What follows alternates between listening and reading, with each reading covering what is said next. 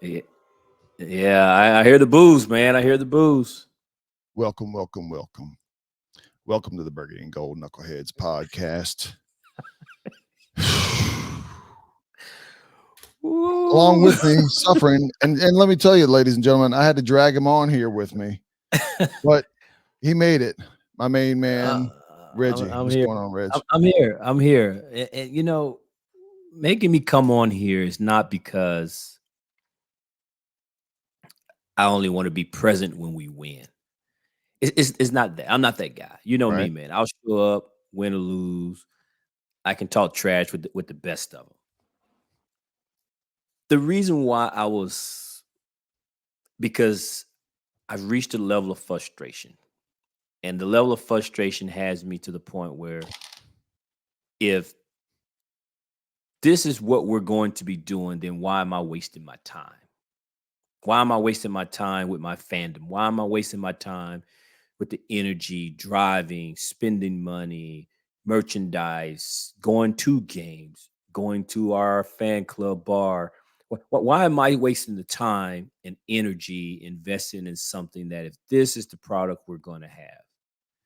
And listen, we'll get into all of this, man. And I didn't have rose colored glasses on to think that this team was headed to the Super Bowl.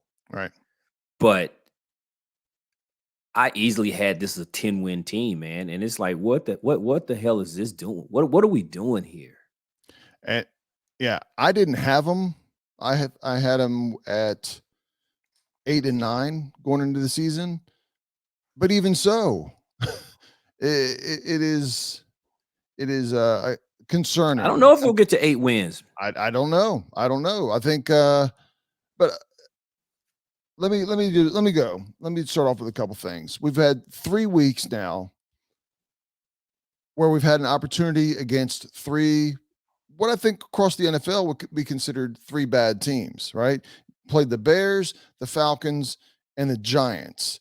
Um and if you lost one game, okay, from a playoff team perspective, if you're a playoff caliber team, maybe one team got up for you and beat you.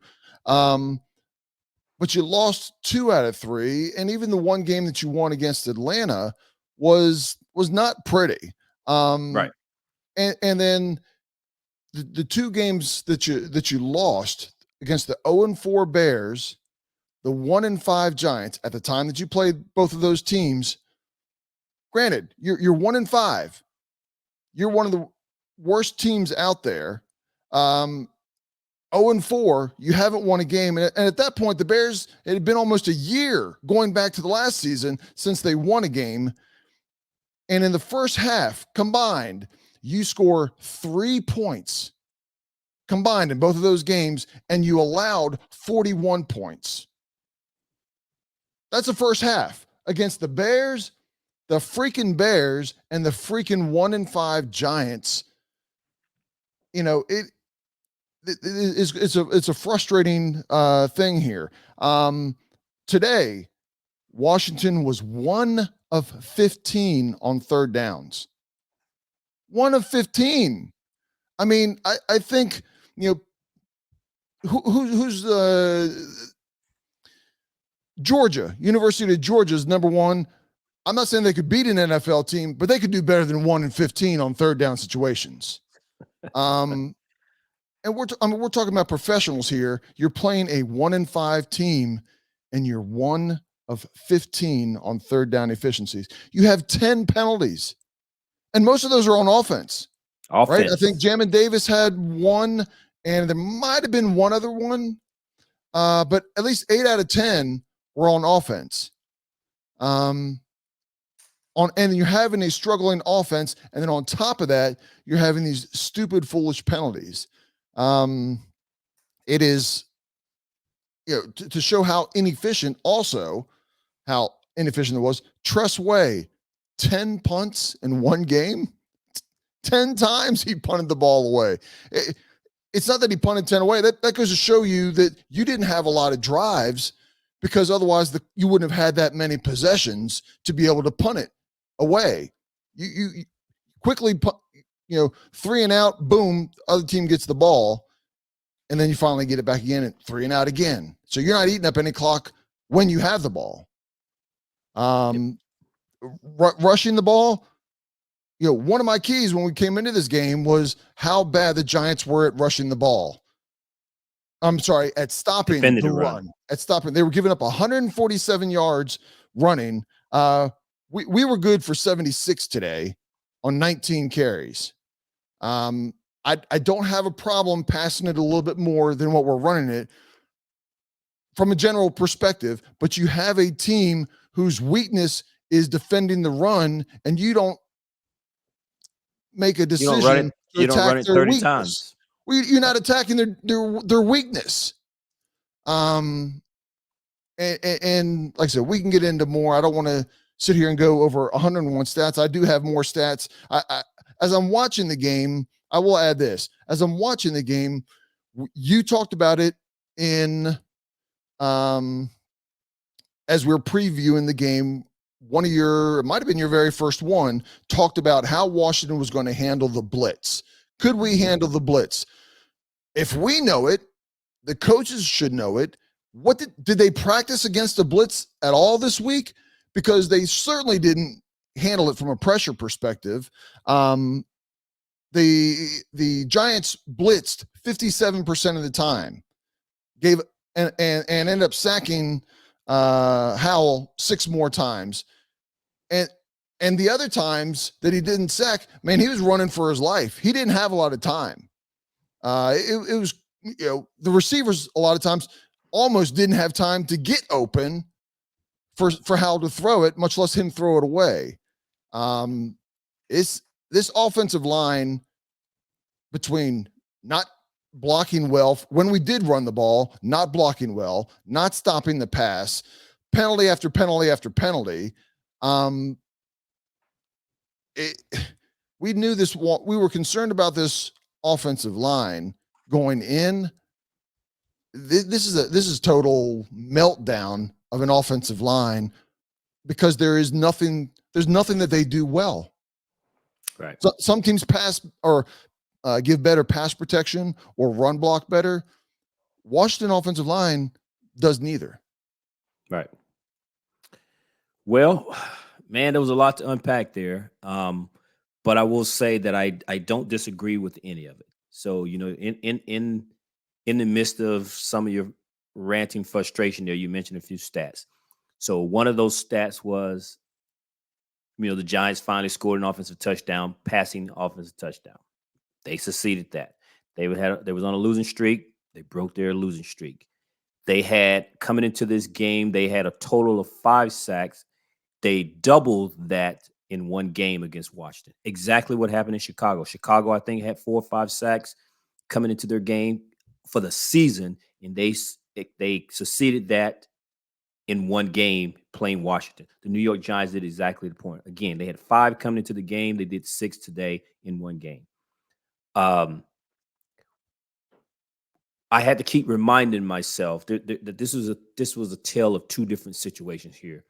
We talked about all the injuries that the Giants had going into this game and how our defense should be successful against their offense. And for the most part, our defense did okay. I think they only gave up 14 points in the game. And at the same time, they didn't dominate the game.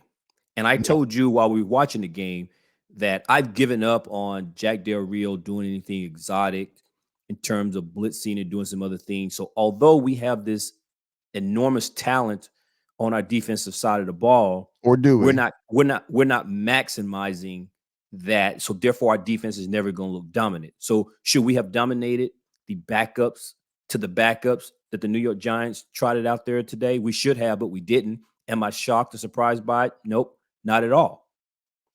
But on the flip side of this thing, I have to remind myself the injuries that the Giants had were all on the offensive side, not so much on the defense. I know they was missing some players, but their defensive front was still intact. They were missing some players on the back end, not on the front end. And on the front end, where they were strong, goes against Washington's weakness on the offensive side of the ball, and that is our offensive line. And as you pointed out, our offensive line, we're not good run blocking, and we're not good in pass protection. It was Sam Howell was essentially running for his life that entire game.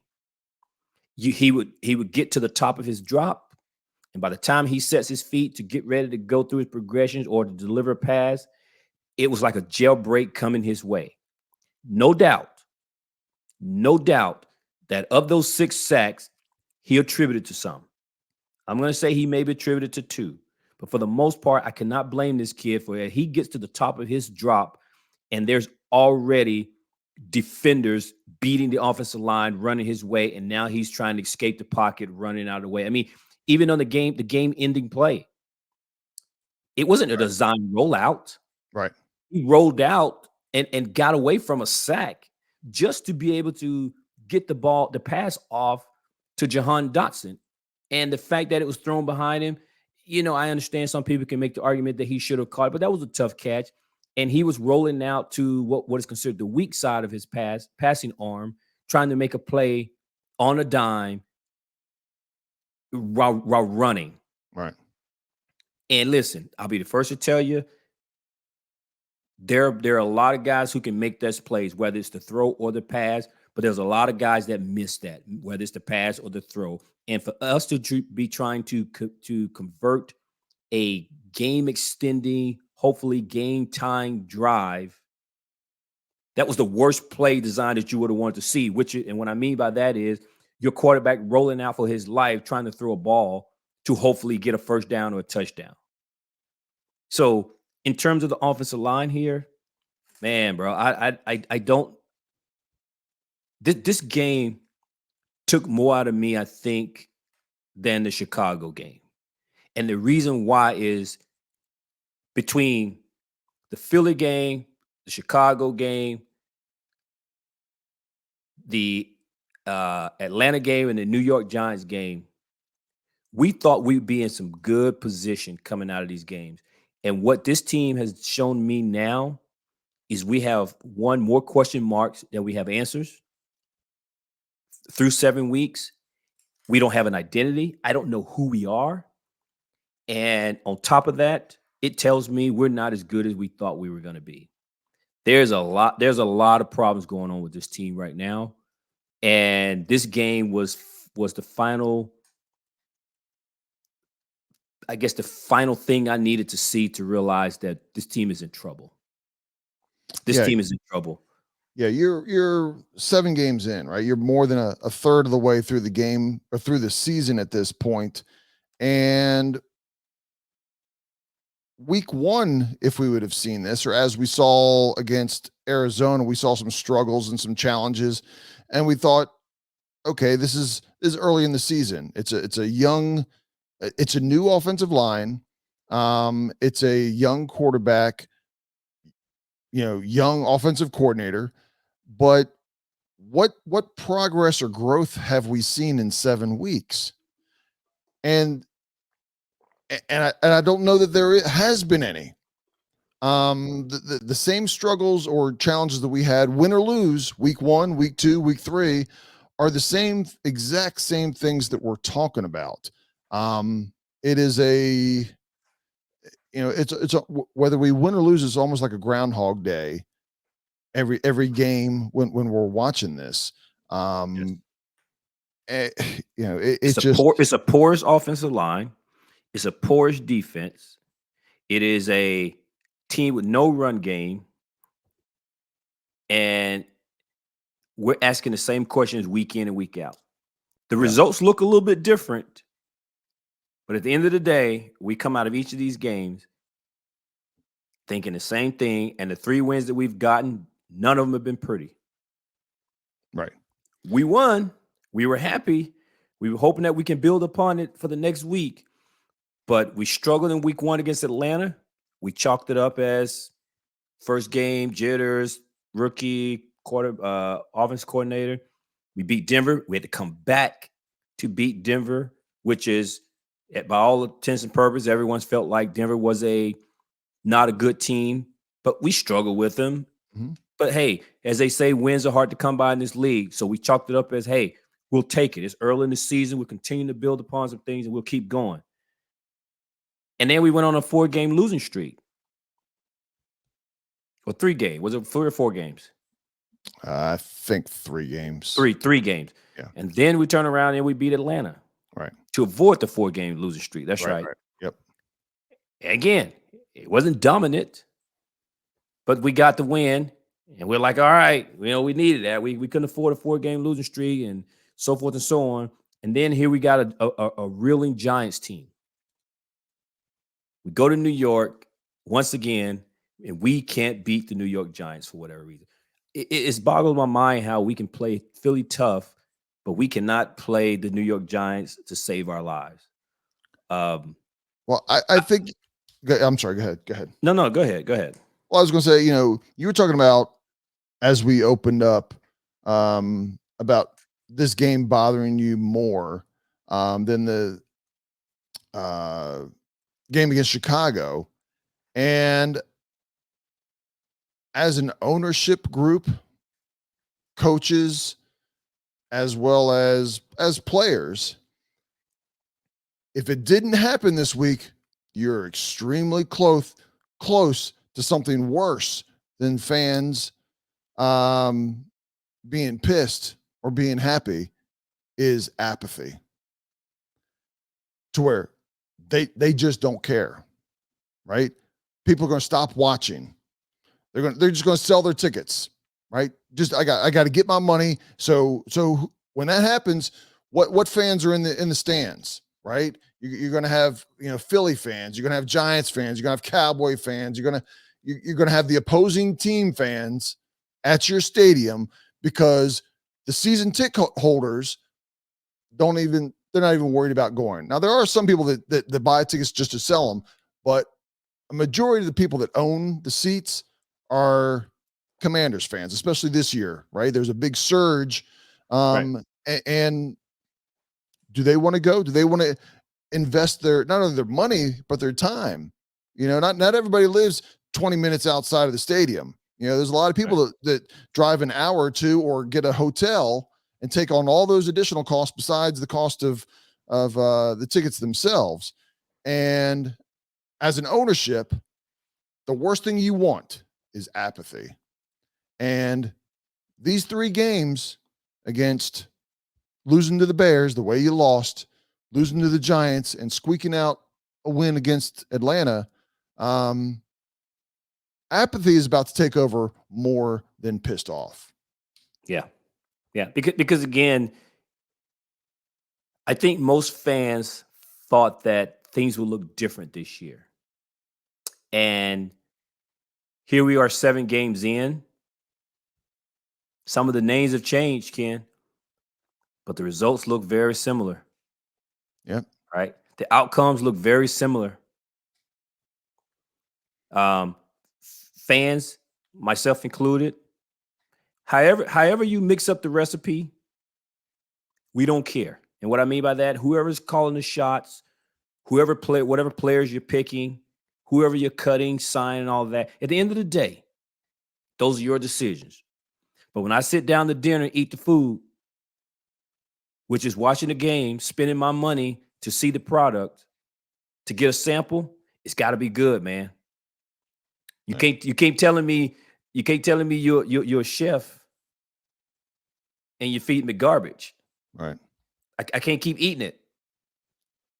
And for many fans, year 4 in the Ron Rivera era, however, whether Ron comes back or not with the new ownership change, this year was supposed to be a little bit different. And right now, I'm not seeing anything different. Right. And I know people are going to blame Eric Bieniemy, Jack Del Rio, Ron Rivera. And listen, there's enough blame for all those guys to go around. But I've said it on Twitter. I've said it talking to people. I think the issues here are multifaceted. It's not just on the defensive coordinator. It's not just on Eric Bieniemy. Players got to do their job. You have to block, right? So you have to be in the place you're supposed to be. You got to catch the ball. You still have to do EB could call the perfect play. But if you don't run the route or you don't catch the ball or you don't block your man, it doesn't matter. It doesn't matter the play call at that point. Well, And you asked this one question. I'll let you come back to that. You yeah. asked the question, what have we seen different or what kind of growth we've seen since week one? The only positive and the only growth that I can say unequivocally, positively, has been the growth of Sam Howell. I think Sam looks better today than he does in week one. But again, there's some things he still need to clean up. Right. And there's a whole lot of things that this team has to do in terms of helping him out. Yeah. I think exactly to your point that I started to accidentally interrupt you with was Ron's had 4 years or 4 preseasons to put together the exact offensive line that we're with. He has not spent, he spent 1 second round draft pick. But outside of that, he hasn't invested in it, right? As he was coming in, Trent Williams left. He couldn't keep him around. We thought maybe he could handle that. He let Brandon Sheriff go. And I'm not saying he should or shouldn't have kept it, but this is all on Ron's decision, the good, the bad, and the ugly.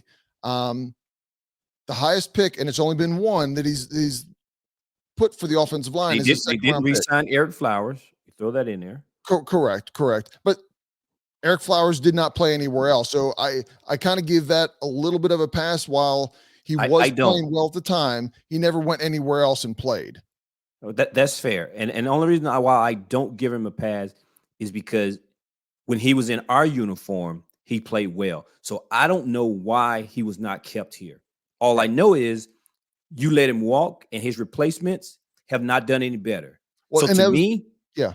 To whether he went on and played somewhere else, I don't know the reasons behind it. But it's not like he was released because he wasn't playing well here. But you made the decision to let him walk, and so that's on you. Right. And to piggyback on that, you know, the players that he brought in last year, the Norwells that were a failure. And Turner. Right. That was a failure, so he let them go. Early in the day one of free agency, he went and got 2 players real quick. And my evaluation of it at the time was, okay, you didn't go get one of the stud offensive linemen, but you went and got your, I'll just call them C plus B minus level from players. But since you got them early, you went and got the players that you wanted from that group. You decided that you weren't going to pay top dollar, but you went and got the players that you wanted that were the next notch down, and they're not performing at that level, right? So you made the wrong choices on those players. Bieniemy is the offensive coordinator. He brought in a couple of his players. One of the offensive linemen was from Kansas City, and then we got Pringle. Now Pringle was a late signing, so it wasn't part of the early free agency thing, so it's not that big of a deal. But these coaches have had multiple years, not Bieniemy, but Ron and crew, to establish the offensive line, and they never have. If anything, every year it gets a little worse, a little worse, a little worse, a little worse to where we are now. So there's nobody I'm going to say there's nobody to blame but the coaching staff on this, right? Yes, the players need to perform, and maybe this, I mean, let's just say maybe this is the best that the players can play as a unit. And if that's the case, after 7 games, how can we say anything less? Because we haven't seen a game where oh man, we were running the ball like crazy and there was great pass protection. There hasn't been that. So again, that falls on Ron and crew and how did they decide to put this team together? They invested a lot in the defensive line, which I don't know that they're getting their money's worth out of that overall. And then I'm sorry, on the defensive line. I think I misspoke. They invested a lot on the defensive line, haven't gotten their money's worth on that. They invested nothing on their offensive line, or minimally on their offensive line, and that's exactly what they've gotten on their investment. You invest nothing, you get nothing. Right. And I know we're supposed to be breaking down the Giants game on this particular podcast, but as I told you, and the way I feel on this podcast is that the Giants game was kind of like the last straw. I don't want to say the last straw, but it was a big reminder to me that this team is not close, man. No. We're not close. I thought with the position players that we have, the potential of Sam Howell, the genius, if you will, of Eric Bieniemy, this was supposed to look different, man. And unfortunately, through 7 games, I'm of the opinion it's not any different this year. The only thing is different is that people can't blame Dan Snyder. Dan was a big scapegoat for a lot of reasons, and Dan Snyder's no longer here. I think the honeymoon phase is over. I suspect over the next week, um, social media will be a little bit different. I can't. I don't know how much I'll get to listen to some of the local radio, um, but I'm definitely dying to hear some of the post game press conference from Ron. We won't hear from Eric Bieniemy, but we'll certainly hear from some of the players. And I don't expect the players to say anything earth shattering other than we got to play better and it's on us. We got all the typical rhetoric that these guys will spew. Funny you should do that. This is not rated PG, but Jonathan Allen was, I guess, approached in the locker room, and I'm just going to go ahead and read what he said, and you can imagine there's a lot of passion behind what he said as he was talking to reporters. Again, this is his quote. Okay. If you don't want to hear foul language, go ahead and turn your volume down for 10 seconds here. Jonathan Williams, I'm fucking tired of this shit. I'm fucking tired of this bullshit. It's been 7 fucking years of the same shit. I'm tired of this shit. Jonathan Allen. Jonathan Allen. You said Jonathan Williams. Did I say that? I apologize. Jonathan Allen. Yeah. Captain, leader, the guy we decided to pay, anchor, the guy that we feel plays the right way and comes with the right attitude. If he's feeling it, there's a lot of other people that are feeling it. And that's going to not just that's going to resonate through the locker room. It should be resonating to the coaches. I guarantee you it's resonating to the ownership group. And that's good. And I hope more players are open and honest like that, because I want to know that they're feeling this too. As I was saying, we won't hear from Eric Bieniemy or Jack Del Rio until late in the week. Typically, I don't think they talk about post game. They typically get a little bit of preview of the upcoming opponent based on everything that I've seen. But right. Ron and Sam will talk to the media after the game, and of course, even during the week. And I want to hear what Ron had to say, man. And I really hope that the local media, the beat reporters, and all those guys really ask Ron, like, really, what the hell is going on here, man? Why can't you guys seem to get this going in the right direction? I don't want to hear anything about, well, this team is turning over and the future is bright. The young foundation is here. I don't give a damn about that right now. I want to know, why can't you win games? This is year 4, man. You told us at your opening press conference, Ron, it takes 4 or 5 years. You don't look like you're close, brother. Yeah, no. I think he even commented that after the second year, going into year 3, that the fans and him expected, a step up, which has never happened. No, in year 3 or year 4. So what needs to change, man? What needs to be different?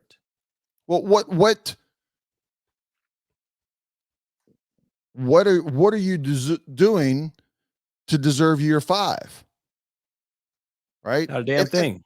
And this is something for everybody. This is for the players, this is for the coaches, for this GM, this is for anybody. What did you do this year that leads me to believe that you should be on this team next year? Right? What has Ron done in 4 years? Not that he's done everything as a failure, but at some point you're creating a culture. Okay, you got the culture now. Now, well, we need wins tied to that culture. Right. And Look, man. This is a result. Well, what is he doing that makes me think next year will be different after 4 years? Well, that's just it. He's not. This is a results-oriented business, and the results are not there, regardless of how nice these people are. It's a results-driven business, and we're not getting the results. And so, for the fans or the crowd that wants to fire everybody, no one's going to want to come. No good quality coordinator, offensive or defensive, is going to want to move their family from wherever the city that they're in to come to DC for what is going to be a lame duck year for Ron Rivera if he comes back in year 5. Because first of all, I don't think he's coming. But let me just say, for the sake of the people that says he needs another year, I doubt he gets a contract extension. Not going into the year 5. So he's going to be on the last year of his contract. What quality coordinator is going to want to come in a lame duck year for a head coach to know that if this doesn't work out here in this year, we're moving again? And if you don't think that players and coaches look and consider that kind of thing, then you are out of your mind, especially an established coach, an established player. They got families that they know they have to uproot. You think they want to move? Nah, man. Not just for a rental. Yeah, the kind of people you're talking about are the type of people that are trying to get an opportunity, and they'll take whatever you give them, wherever it is, whenever. Those ain't the people we're looking for. We're no longer trying to train up a new coordinator. Right. We're past that, man. At least I am. Yeah. I'm not looking for no first time. I'm not looking for a first time coordinator. You give me a guy that's been coaching for a while. It has a key role in calling plays, offensive or defensively, and I'll go on the record. I believe that Eric Bieniemy will call in plays in Kansas City. So don't tell me that he's a first time coordinator. He's the first time solo, officially by itself, without people believing that Andy Reid was calling the plays, but I believe he was calling plays in Kansas City. So he doesn't qualify as a first-time coordinator, in my opinion. And then on the defensive side, they have already said there is not a single person on the defensive staff, secondary, linebacker, D-line, no one has ever, in any capacity, called defensive plays. So for you to fire Jack Del Rio, who the hell's going to call the plays? You think it looks bad now? You're just going to promote some dude. Everybody's calling for the D-line coach just because he's a big dude. I don't give a damn. He never called plays. And in fact, he wasn't a D-line coach until they got rid of Sam Mills. Right. So this is his first full year as a D-line coach. And you want to make him the defensive coordinator now? So again, people just want to have this knee-jerk reaction and just fire a bunch of people. What the hell is that going to get you? We're going to look worse than we're already looking. But again, I don't know what the next step is, man. I don't, do you just tear this whole thing down? I don't know. Well, I think it's kind of early to get into what we're going to do down the road. I think these past 3 games, and really, if you want to talk 7 games overall, I think is the writing is on the wall for Ron because of this. I don't anticipate us all of a sudden getting on a 4-game winning streak at any point this year. Hey, prove me wrong, Ron. Prove me and the team. Win 4 out of the next 5, and we'll sit there and go, man, how do we always start off slow, right? But I think these past few games here has not gotten Ron fired mid-season, but it's at the end of the season, we're going to go in a different direction. No doubt. And No doubt. I just think that's the way we're going to end up going. For everything that I see here, even before Ron came, Ron is a good guy. He's just not a head coach that you want for a long term. He's no longer the guy. Correct. But with that, we'll see what we have coming up with Philadelphia. We played Philadelphia tough last time. Can we do it again? Is it a team matchup? Is it a strategy of the way we match up, or how we put together a game plan? I don't know. I'm a little bit lost on how we play Philadelphia tough, win or lose, why we can't do that similarly throughout the year, win or lose. And like I said, these last 3 weeks has been ugly football, win or lose. And we'll see what happens next week. We'll have a podcast to address and talk about the pregame. After a day or two, and we do that podcast, I think hopefully we'll be a little bit more positive, a little bit upbeat, and look forward to to having an upset. But time will tell for that. Reggie, you got anything else? Nah, I got nothing else, man. That sounds definitive. Sounds definitive. I'm gonna go ahead and end with some Hail to the Redskins music, but I'm gonna go ahead and keep it a low volume. Thank you. Hopefully we will earn that music and be hearing a lot of it next week, with a lot of touchdowns, a lot of scores. But hey, I'm not holding my breath until I see it, right? Last year it was hashtag prove it. I think it needs to be again this year, hashtag prove it. I got nothing else, man. Until next time. Appreciate everybody for tuning in and listening. And we'll be back with a preview of the Philadelphia beatdown next week. That's a worn out knucklehead Reggie right there, ladies and gentlemen. Peace out, knuckleheads. See y'all.